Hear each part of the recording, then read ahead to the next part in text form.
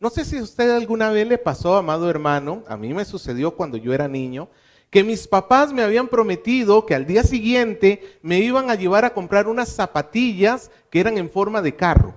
Yo tendría la edad de Mateo, más o menos, me acuerdo. Obviamente no eran estas zapatillas, no soy de esa época, no soy tan nuevo en el mundo. Pero mis papás me habían prometido eso. Mañana vamos a ir y comprar estas zapatillas. Yo me recuerdo que esa noche yo no dormí. No dormí para nada. ¿Alguna vez le ha sucedido algo así? Que recibe una promesa y eso lo pone tan alegre, tan contento, que usted ya quiere que se cumpla lo que le han dicho, usted ya quiere que suceda lo que le han dicho que va a suceder, y entonces usted no puede esperar que llegue. ¿Sabe, amado hermano? Hay promesas que hacen eso en nuestro corazón. Hay una promesa del Señor que se tenía que cumplir, y es que el Señor había prometido que su reino vendría a este mundo. El reino que fue rechazado en el Edén con la caída de Adán y Eva. Ese reino que fue, llamémoslo así, reemplazado por un reino de oscuridad, de pecado, ese reino tenía que regresar a este mundo. Hoy vamos a ver cómo se cumple esta promesa de Dios, de traer el reino suyo al mundo. Recordemos que estamos en el Evangelio de Marcos y para hacer un rápido resumen, hemos visto cómo en medio del desierto sale aquella figura del mensajero de Dios predicando el arrepentimiento y bautizando a los que se arrepienten. Y es Juan el Bautista, el predecesor del Señor Jesucristo. Y un día mientras Juan está predicando, nada más ni nada menos que se aparece el mismo Señor Jesús, aquel de quien Juan estaba anunciando que vendría. Él se identifica con nosotros los pecadores y recibe el bautizo como el hombre perfecto que Él es. Él es ungido en ese momento como rey por parte del Espíritu Santo, y la voz del cielo nos declara que Él es el Hijo amado. Él es en quien tiene la complacencia el Padre. Pero inmediatamente después Jesús es llevado al desierto y es tentado por Satanás, y Él supera la prueba. Inmediatamente después de eso tenemos este pasaje. Jesús llega a Galilea predicando el Evangelio. El mensaje yo lo he dividido en dos puntos, son dos versículos, así que no va a ser muy difícil. El primer punto es el primer versículo, el segundo punto es el segundo versículo. El primero vamos a ver sobre la predicación del reino, y el segundo vamos a ver lo que demanda el reino de nosotros. Comencemos viendo la proclamación del reino de Dios. Comenzamos viendo el versículo 14, que nos da un poco de contexto. Después de que Juan fue encarcelado, Jesús vino a Galilea. Dice la palabra de Dios entonces que Juan el Bautista fue encarcelado. Esa parte de la historia usted la puede ver un poquito más a fondo en Juan capítulo 4, versículo del 1 al 3.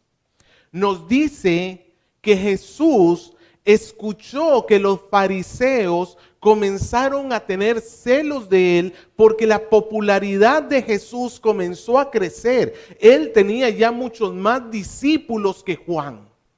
Y claro, porque Juan, a final de cuentas, le estaba mandando también discípulos a Jesús. Esa era la función de Juan. Juan no era para que él brillara, sino para que anunciara a Jesús. Y él, por ejemplo, varios de sus discípulos de Juan el Bautista, él mismo les dijo, Él es el Cordero de Dios, que quita el pecado del mundo. Y estos hombres fueron a seguir a Jesús. Luego Juan es encarcelado porque le canta sus verdades a Herodes y lo encarcelan.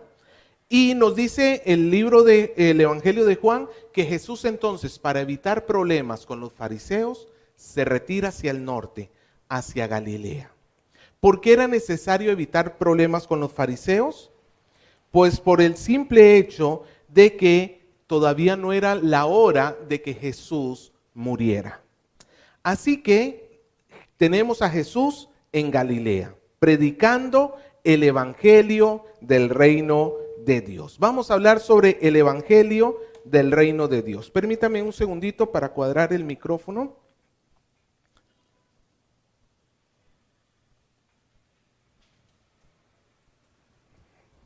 Ok, tenemos el evangelio del reino de Dios. Una pregunta, ¿acaso el reino de Dios ya no está en el mundo? ¿Usted qué dice? ¿El reino de Dios está o no está en el mundo? ¿Sí? Permítame un momentito que, como no tengo persona en el PowerPoint, me equivoqué en algo. Ok, ¿está el reino de Dios o no está el reino de Dios en el mundo? Claro que sí, sí está el reino de Dios en el mundo. Dios es Dios soberano sobre todas las cosas, pero desde la caída de Adán, la humanidad está esclavizada en este reino de tinieblas y la creación misma está corrupta, se ha corrompido. Desde aquel momento Dios prometió que Él iba a hacer algo por revertir los efectos del pecado sobre el mundo y que iba a traer su reino. Por ejemplo, eso lo vemos representado en Colosenses capítulo 1, versículo 13, cuando Pablo le dice a los colosenses acerca de la obra de Jesús y nos dice, el cual nos ha librado de la potestad de las tinieblas. ¿A quiénes nos ha librado? A los creyentes. Jesús nos ha liberado. ¿Dónde estábamos antes? Bajo la potestad de las tinieblas. ¿Y a dónde nos ha trasladado? Al reino de su amado Hijo. El reino de Dios está sobre la tierra y este reino fue prefigurado en el Antiguo Testamento. ¿Quién es el reino de Dios en el Antiguo Testamento? ¿Frío? En el Antiguo Testamento, ¿quién era el reino de Dios? Israel. Israel es el reino de Dios en el Antiguo Testamento, o prefigura el reino de Dios, porque no llegó a ser el perfecto reino de Dios que sería. Pero en ellos podemos ver una figura, una sombra de lo que vendría más adelante. Recordemos que Dios le prometió a Abraham hacer de él una gran descendencia que fuera de bendición para todas las familias de la tierra. En Génesis 12, versículo del 1 al 3, tenemos aquella promesa de Dios a Abraham. Vete de tu casa y tu parentela y yo haré de ti una nación grande y te bendeciré y engrandeceré tu nombre y serás de bendición. Bendeciré a los que te bendijeren y a los que te maldijeren maldeciré y serán benditas en ti todas las familias de la tierra. Dios había prometido hacer una gran nación de la descendencia de Abraham. Es más, encontramos en Éxodo capítulo 19, versículos 5 y 6, que Dios hizo un pacto con ellos y los estableció como su reino. Escuche lo que dice Éxodo 19. Ahora pues, si diereis oído a mi voz y guardareis mi pacto, vosotros seréis mi especial tesoro sobre los pueblos, sobre todos los pueblos, porque mía es toda la tierra. Y vosotros me seréis un reino de sacerdotes y de gente santa. Dios le dijo al pueblo de Israel, ustedes me serán a mí mi reino de sacerdotes y de gente santa. Es más, es a la nación de Israel que Dios prometió que a través de ellos vendría el Rey eterno, el que iba a gobernar por siempre. Entre los hijos de David, en segundo libro de Samuel, capítulo 7, versículo 16, Dios dice estas palabras acerca de un descendiente de David. Dios dice, será afirmada tu casa y tu reino para siempre delante de tu rostro, y tu trono será estable eternamente. Dios ya había anunciado su reino desde el Antiguo Testamento. Este reino iba a ser prefigurado por Israel. Israel recibió las promesas, Israel recibió el pacto con Dios, pero Israel fue el reino de Dios. A final de cuentas, ellos fueron infieles a Dios. Israel no vivió de la forma como Dios demandó de ellos. Y por tanto, ellos perdieron tanto la tierra como al rey. Dios los mandó al exilio. Los profetas, durante el tiempo del exilio, ellos estaban anunciando la venida de un verdadero reino. Ellos estaban como a la expectativa. El reino de Dios viene. El reino de Dios viene. Y en medio del exilio encontramos las profecías de Daniel. Y esto es muy importante para que nosotros entendamos esta expresión del reino de Dios. Cuando Daniel en el exilio, recuerde que ellos están en Babilonia, Dios los ha sacado de la tierra prometida, los ha mandado a Babilonia en su enojo por su pecado, pero no los ha abandonado del todo. Dios los va a tener allí durante 70 años y luego los va a hacer volver. Y en medio de este tiempo, Daniel tiene una serie de visiones donde Dios le muestra cosas muy importantes acerca del reino que vendrá. Vaya buscando por favor, porque vamos a tocar varios pasajes del libro de Daniel, Antiguo Testamento. Vamos a los profetas menores. Daniel capítulo 2, vamos a comenzar allá. Daniel capítulo 2. Para ver lo que se nos había dicho desde la antigüedad acerca del reino de Dios.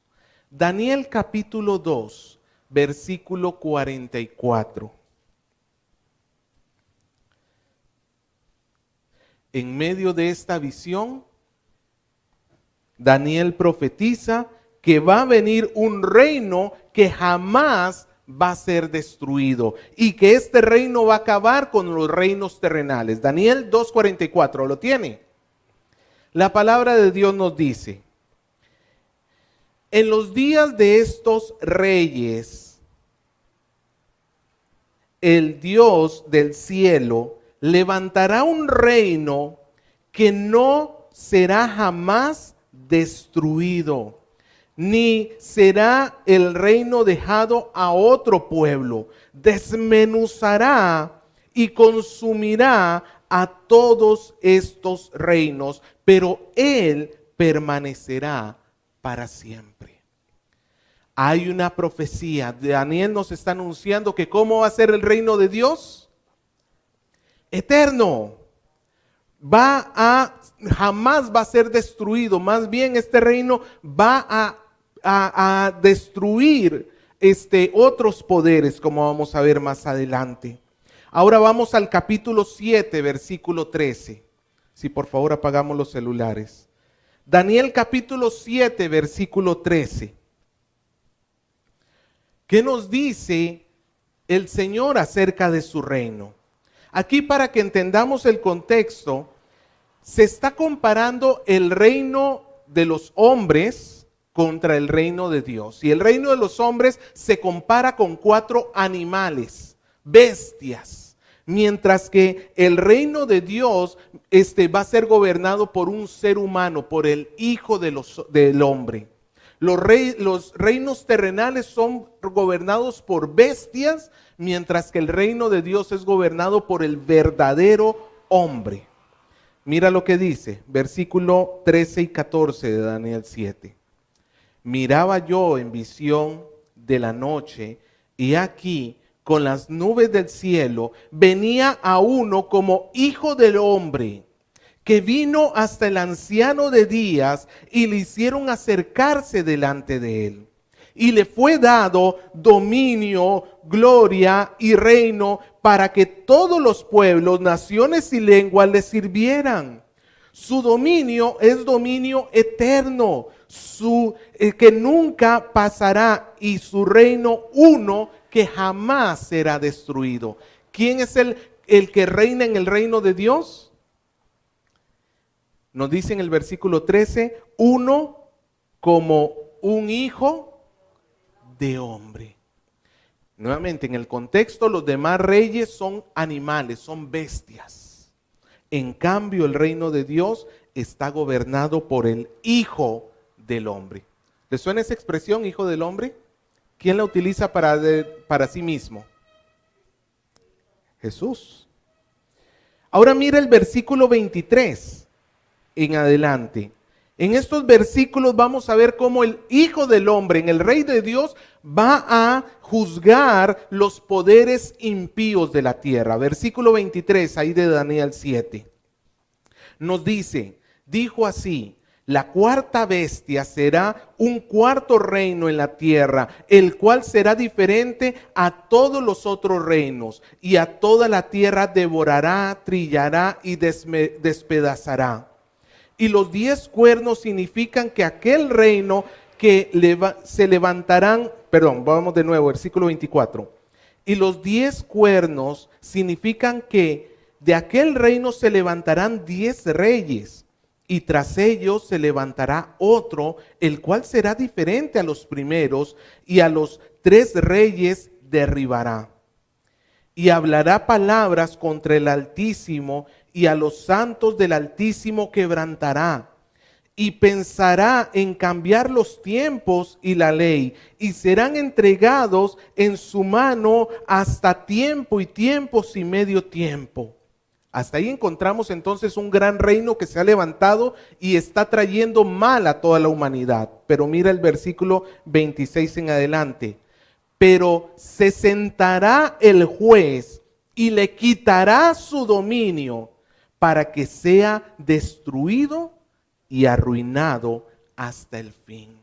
Nos dice que en medio de la tierra hay un poder gigante que se ha levantado, un poder que está tomando el control de todo, pero viene este reino y lo destruye, viene este reino y lo juzga, viene el juez y lo juzga. Y entonces cuando el rey juzga, versículo 27, él va a compartir su reino con los santos. Versículo 27. Y que el reino y el dominio y la majestad de los cielos debajo de todo el cielo se ha dado ¿a quién? Al pueblo de los santos del Altísimo, cuyo reino es reino eterno, y todos los dominios les servirán y obedecerán. Cuando este poder malvado sea juzgado por el rey, ¿qué va a hacer Dios? ¿Qué va a hacer este rey del reino de Dios con los santos? Les va a compartir el reino, le va a ser dado el reino a los santos. Ahora vamos al capítulo 12 de Daniel. Vamos hasta el capítulo 12, versículo 1, donde vamos a ver que esto va a suceder en medio de tiempo de gran angustia. Cuando el reino de Dios venga, va a ser un momento de mucha angustia sobre la tierra.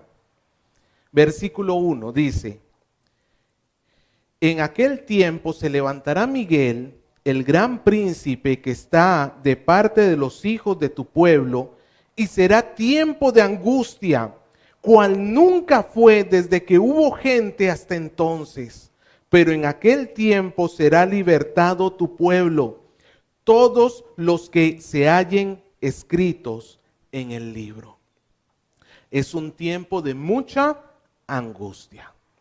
Pero mira el versículo 2, nos dice: y muchos de los que duermen en el polvo de la tierra serán despertados, unos para vida eterna y otros para vergüenza y confusión perpetua. Nos dice que en medio de este tiempo de angustia hay una resurrección que va a traer libertad al pueblo de Dios.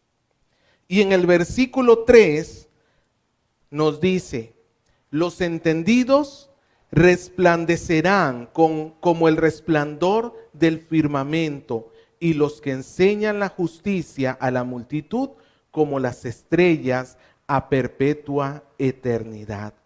Nos muestra entonces que finalmente, amados hermanos, los entendidos, los que son del pueblo de Dios, van a resplandecer.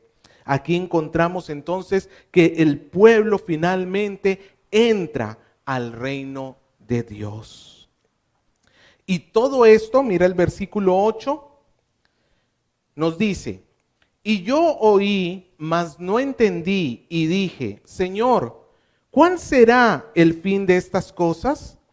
Él respondió: anda, Daniel, pues estas cosas están cerradas y selladas hasta el tiempo del fin. ¿Cuándo va a suceder estas cosas? En el tiempo del fin. Ahora, quiero que me entienda lo que hemos visto hasta ahora. Hemos visto que el libro de Daniel nos habla de la venida del reino de Dios. En este reino se nos promete que este reino viene a juzgar los poderes de las tinieblas. Pero que antes de que el reino llegue va a haber un tiempo de mucho dolor sobre la tierra. Y es entonces cuando va a venir el Hijo del Hombre y va a traer el reino de Dios a la tierra, y los santos de Dios van a poder entrar al reino y van a poder disfrutar de este reino. Todo esto sucede en el fin, nos dice. Nosotros obviamente estamos muy acostumbrados de repente a ver estas profecías desde una manera escatológica, viendo el futuro, lo que va a suceder en el futuro, pero en el contexto de Marcos, todo esto sucede en el momento en que Jesús está en la tierra. En otras palabras, todo esto sucede a la primera venida del Señor y no a la segunda venida del Señor, aunque posiblemente muchas de estas cosas las volvamos a ver en su segunda venida. Pero dentro del contexto de Marcos, todas estas cosas que nos habla Daniel, y esto que estoy explicando de Daniel es muy importante para entender el resto de la serie que tenemos por delante. Todas estas señales y todo este sufrimiento, por ejemplo, todo va a suceder en el tiempo en que Jesús está en la tierra. Cuando Jesús habla de el reino, entonces lo que nos está diciendo es que hay una promesa de Dios de traer su reino, que va a acabar con el pecado y que va a establecer al rey sobre toda la nación, sobre todas las naciones. El reino de Dios se va a presentar en medio de la calamidad, en medio del dolor. Y Jesús comienza así. Esta es su primera prédica de Jesús. El reino de los cielos se ha acercado. Todavía no ha llegado, pero se ha acercado. ¿Por qué? ¿Qué ha cambiado en la historia de la humanidad en este punto de la historia que estamos leyendo? ¿Quién está en medio de los hombres? Jesús. Todavía no ha llegado el reino de Dios porque Él todavía no ha ido a la cruz. Pero el reino de los cielos se ha acercado, está cerca. Como nunca antes en la historia de la humanidad, aquí el reino de los cielos estaba a las puertas de entrar a la historia de la humanidad, por decirlo así. Estaba a punto de llegar, porque el mismo Rey de Dios ya está haciendo su aparición pública y está predicando, está comenzando su ministerio, este ministerio que duraría 3 años y medio y que al final terminaría en una cruz, y en ese momento llegaría el reino de Dios a la tierra. ¿Me dejo entender hasta ahí, amados hermanos?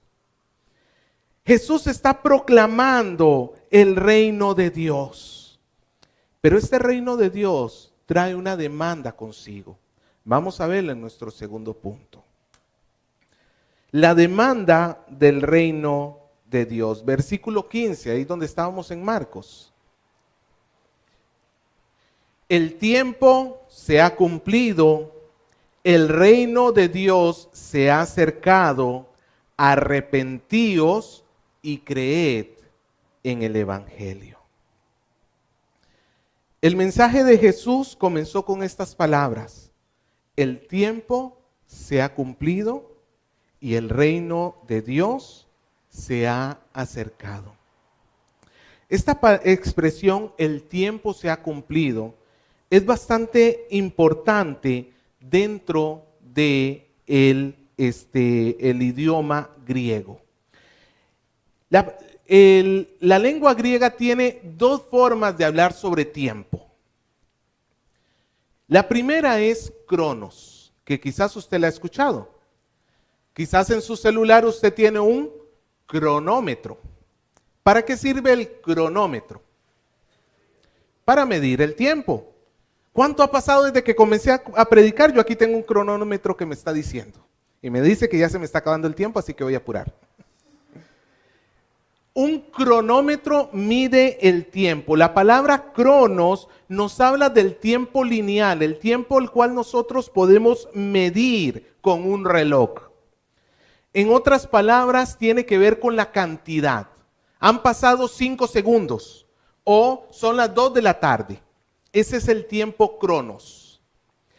Pero en griego también hay otra palabra para tiempo que es kairos. Diga conmigo, kairos. ¿Qué significa kairos? Kairos no tiene que ver con el tiempo que pasa, sino con la oportunidad que hay en cada momento. En otras palabras, estamos hablando del momento justo o del tiempo apropiado.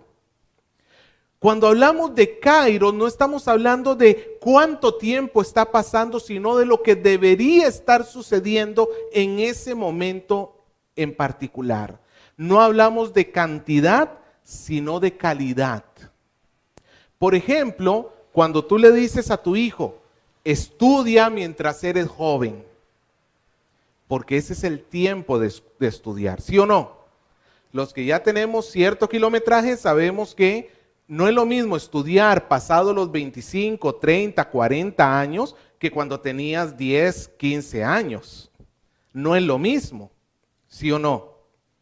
Obviamente, no solamente estoy hablando quizás por nuestro cerebro absorbe mucha más información cuando somos niños, claro que sí, pero es que también las cosas cambian. Cuando ya eres adulto tienes responsabilidades, tienes hijos, tienes que cuidar una casa. Por más que quieras, ya no puedes enfocarte al estudio como cuando eras un niño. Entonces, ¿cuándo es el kairos correcto para estudiar? Cuando eres niño. El tiempo oportuno para el estudio, cuando eres niño. Ese es el kairos, cuando es un tiempo oportuno. Y la palabra que Jesús utiliza cuando dice que el tiempo se ha cumplido es esta palabra kairos. En otras palabras, en la historia de la humanidad ha llegado el momento adecuado para que el reino de Dios se presente. Las profecías que teníamos desde el Antiguo Testamento ha llegado la hora de que se cumplan. Cuando Dios le dijo a la serpiente en el jardín del Edén que la mujer iba a tener un hijo que le iba a herir en la cabeza a la serpiente, ha llegado el momento. Cuando Dios le dijo a Abraham, en tu descendencia traeré la bendición a todas las familias de la tierra, ha llegado ese momento. Cuando Dios le dijo a David que de tu descendencia voy a ser al rey eterno, al que va a tener el reino por siempre, ha llegado el momento. Este es el momento. Cuando Jesús aparece, es el momento adecuado. Se ha cumplido en el reloj de Dios, ha llegado a cero la cuenta regresiva. Se ha cumplido, es el momento en que el Hijo del Hombre aparezca. Jesús está diciendo que ya ha llegado el momento oportuno para que las profecías del Antiguo Testamento sobre el reino de Dios se cumplan. Y entonces, este tiempo que fue marcado por el mensajero de Dios, Juan el Bautista, y el Mesías que se está presentando, está mostrando de que las profecías se están cumpliendo. Una pregunta para todos. ¿El reino de Dios ya está en la tierra? Nosotros, los que vivimos en esta época, ya vemos la llegada del reino de Dios para atrás. ¿Cuándo llegó el reino de Dios? En la cruz. Cuando Jesús murió y resucitó, allí llegó el reino de Dios. Nosotros lo vemos para atrás, pero los que estaban viviendo en ese momento, ¿hacia dónde lo veían? Un suceso que iba a venir para adelante, ¿no es cierto? Jesús recién está llegando y ese suceso iba a venir para adelante. Ahora, ¿el reino de Dios ya está en la tierra? Sí, pero todavía no lo tenemos en la plenitud que un día será. Es cierto que ya, y nosotros ya habitamos en el reino de Dios, pero todavía batallamos con la carne. Todavía vivimos en un mundo corrompido. El reino de Dios ya está en la tierra, pero todavía falta cuando llegue la plenitud del reino de Dios, que será cuando nuestro Señor Jesucristo regrese. Cielo nuevo y tierra nueva. ¿Tú vas a tener que seguir batallando con tu enfermedad? No. ¿Con el pecado?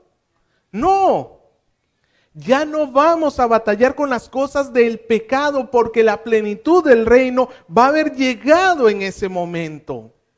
Pero ya estamos en el reino de Dios.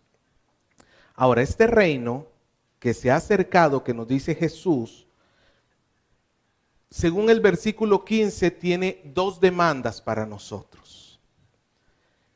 ¿Qué es lo que Jesús manda hacer a todo hombre en el versículo 15 de Marcos 1? Arrepentíos y creed en el Evangelio. Esto es lo que vamos a llamar la respuesta correcta al reino de Dios. El reino de los cielos se ha acercado. ¿Qué es lo que tiene que hacer el hombre? Arrepentirse y creer en el Evangelio. Vamos a ver el primero, arrepentimiento. Cuando hablamos de arrepentimiento, que ya Juan el Bautista lo estaba predicando, ¿se acuerda que el bautizo de Juan el Bautista era de arrepentimiento?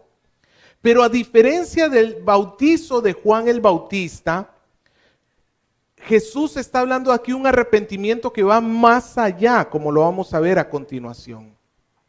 Juan el Bautista, cuando llamaba arrepentimiento, ellos podían arrepentirse, pero tenían que recurrir a las cosas del Antiguo Testamento para encontrar el perdón de Dios.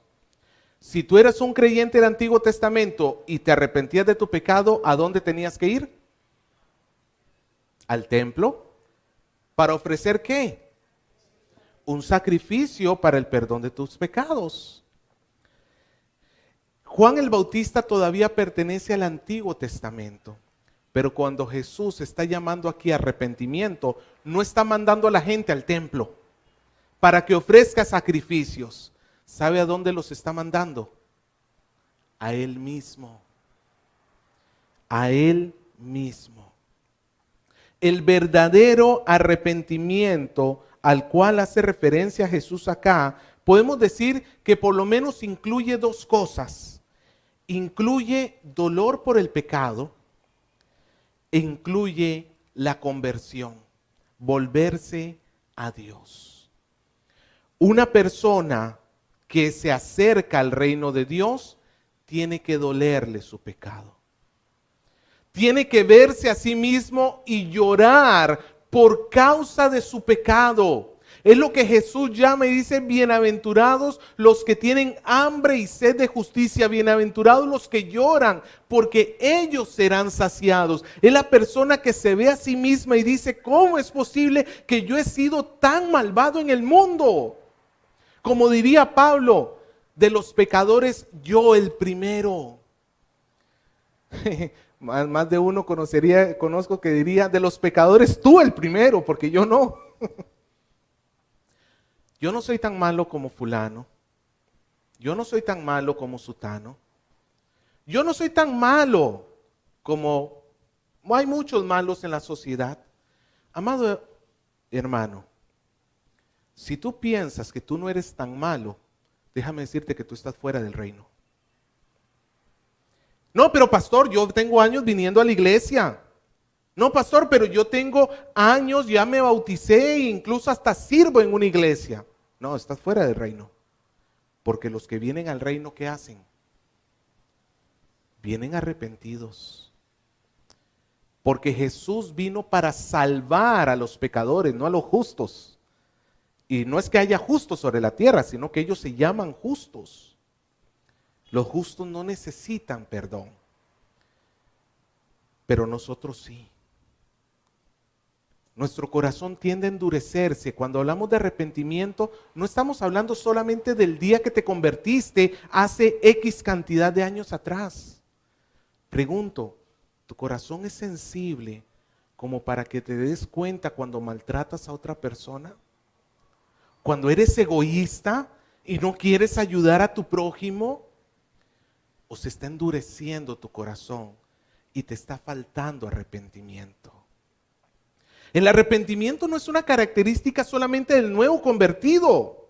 El arrepentimiento es una parte esencial de la vida del creyente. Es cierto que cuando recién llegamos a Cristo, todos nuestros pecados se nos perdonan, pasados, presentes y aún los futuros. Pero eso no nos dice a nosotros que tengamos el derecho de seguir mancillando el nombre de Dios y violando su ley. Cada vez que nosotros pecamos, y que es muchas veces, debemos expresar dolor verdadero y genuino. Yo me temo, amado hermano, que el corazón de muchos de nosotros, después de casi 2 años de pandemia, está duro, muy duro. No. ¿Cuál es el requisito? ¿Cómo se reconoce a los que viven en el reino de Dios? Hay arrepentimiento en medio de ellos. Hay dolor por el pecado y hay un volverse a Dios, porque tampoco se trata simplemente de que te duela tu pecado. Hay personas de muchas religiones que les duele sus pecados. Pregúntale a un musulmán si le duele haber pecado, te va a decir que sí. Pregúntale a un mormón, a un testigo de Jehová, te va a decir que sí. Pero no hay una conversión a Dios. No hay un volverse a Dios. No solamente trata de que te duela, sino que vayas al lugar correcto. A encontrar perdón, ¿dónde? En el sacrificio de Cristo Jesús. El arrepentimiento es la primera respuesta correcta hacia Dios, hacia el reino de Dios. El reino de Dios se ha acercado. ¿Qué tiene que hacer el hombre? ¿Qué tiene que hacer la mujer que escucha acerca del reino de Dios? Arrepentirse. Arrepentirse significa que estamos diciendo, sí, Señor, tú tienes toda la razón. Porque si yo me niego a arrepentirme, yo no me estoy sometiendo a Dios, yo me estoy igualando a Él. Es el reino de Jesús versus mi reino. Jesús me dice que yo soy un pecador, yo digo que no soy tan pecador. Jesús me dice que yo necesito la misericordia de Dios y que no hay obras para salvación, y yo creo que a través de mis obras puedo llegar a ser salvo. Yo creo que a través de lo que hago puedo encontrar el perdón de mis pecados. Quedémonos por acá, amados hermanos. Lo otro que nos dice la palabra de Dios que nosotros tenemos que hacer juntamente con arrepentirnos, ¿qué es? Creer. Creer en el Evangelio. Creer, amado hermano, cuando hablamos de creer, estamos hablando de tener fe. Fe es conocer algo, aceptarlo y confiar en ello. Pero no es cualquier cosa. No es que tú te inventes aquello de lo cual tú quieras creer. La palabra fe hoy en día está en boca de todo el mundo. Yo tengo fe que me voy a sanar. Para que tú tengas fe que te vas a sanar, necesitarías tener una promesa de Dios a ti en la Biblia que te diga, fulano de tal, tu nombre, tú, Dios te promete que te va a sanar de tu enfermedad. ¿Ahí? No, no, o sí. En realidad todos los creyentes tenemos la promesa de la sanidad completa. Pero esa sanidad la vamos a recibir ¿cuándo? Cuando partamos de este mundo. Cuando partamos de este mundo. Sí hay la promesa de sanidad para los creyentes. Pero eso va a ser cuando el Señor Jesús regrese. Pero por mientras, yo lo que sí puedo hacer es confiar. Señor, si tú tienes a bien, me vas a sanar. El Señor lo puede hacer. Él tiene el poder suficiente para hacerlo. Pero yo no voy a simplemente reclamarlo como si fuese una promesa de Dios, porque también puede ser que Dios tenga el propósito en que no voy a recibir esa sanidad. Como le pasó a Pablo. Pablo tuvo una enfermedad, al parecer, según lo que nos dice Pablo en su carta, ya algunas veces lo hemos hablado, al parecer fue un mal en los ojos, una enfermedad en los ojos, y Pablo le decía, Señor, sáname, Señor, quita este aguijón de mi carne. Y el Señor, ¿qué le dijo? No, Pablo, no te quito el aguijón, pero te doy mi gracia para que puedas sostenerte en ese tiempo de necesidad. Amado hermano, Pablo recibió algo mucho más grande de lo que él pensaba. ¿Qué es mejor, sanidad sin gracia o gracia a pesar de la enfermedad? A final de cuentas, este cuerpo es polvo y al polvo volverá. Lo que más necesitamos en nuestra vida es la gracia de Dios. Eso sí es una promesa de Dios sobre nosotros. Dios nos da su gracia. Tú puedes saber que no importa el momento que estés viviendo, vas a tener la gracia de Dios sobre tu vida.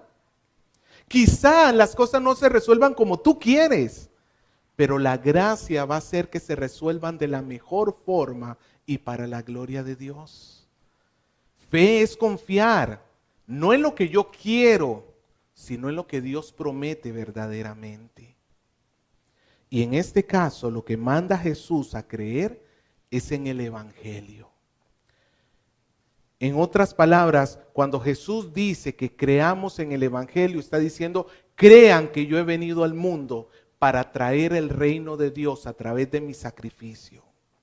Crean que yo soy el Cordero de Dios que quita el pecado del mundo.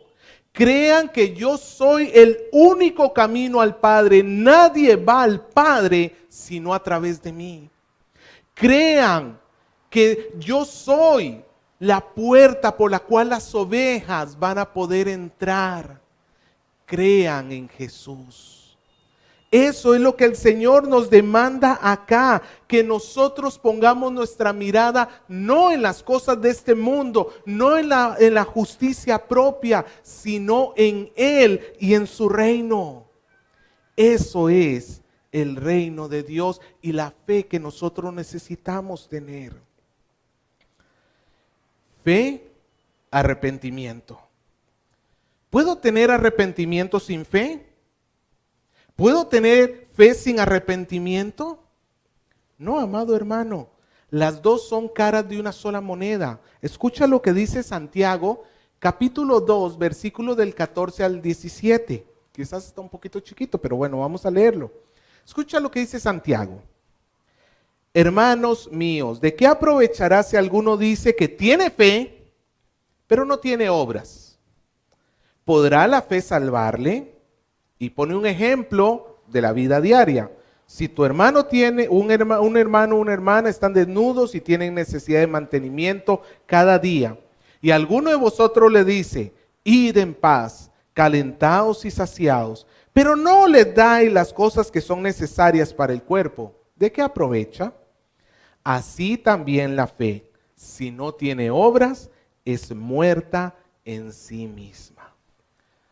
Si tú dices que tienes fe en Dios, pero no te has arrepentido de tus pecados, esa fe no te sirve para nada. Y si tú te arrepientes de tus pecados, pero no tienes fe en Jesús para ir y buscarlo como Señor y Salvador, eso que has hecho no te sirve para nada. Los que entran en el reino de Dios, ¿qué tienen?